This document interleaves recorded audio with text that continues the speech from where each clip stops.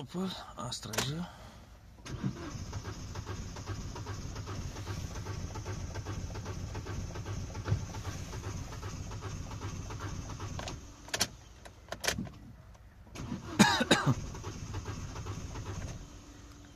Nu vrea să pornească.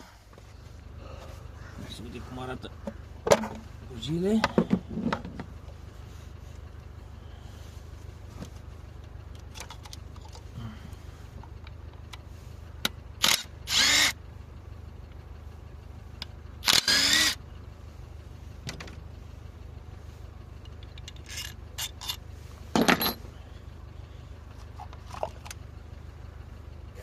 Ups!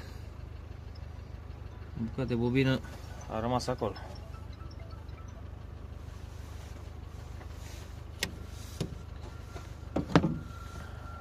Și asta s-a spart. Asta de aici a rămas în motor aici.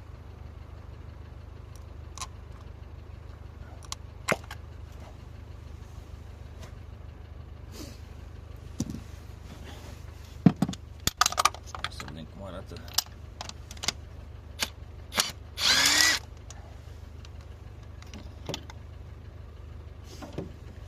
Curiozitate doar asta, o să vedem cum arată.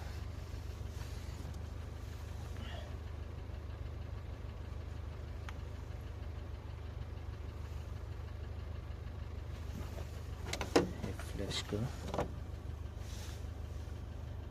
Și are și ceva între electrozi.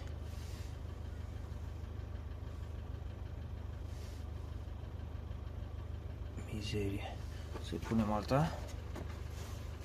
Și vedem acum cum o să pornesc la sfert.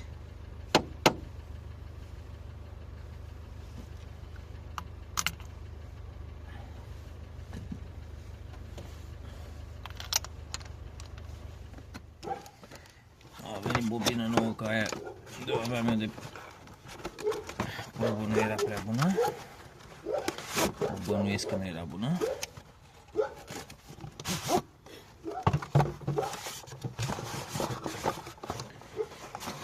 Să punem pasta să vedem ce zice. Asta e codul de la ea.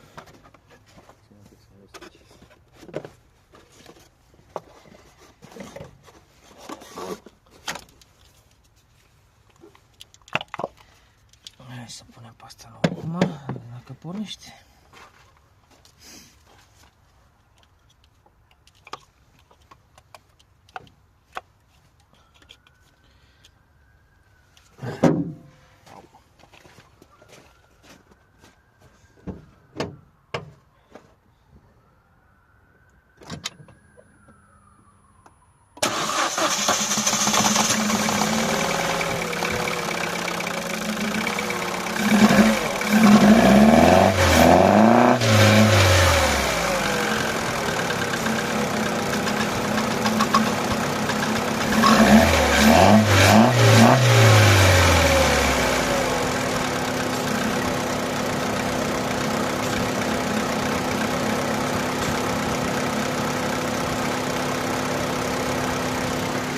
Da, ce scoate aici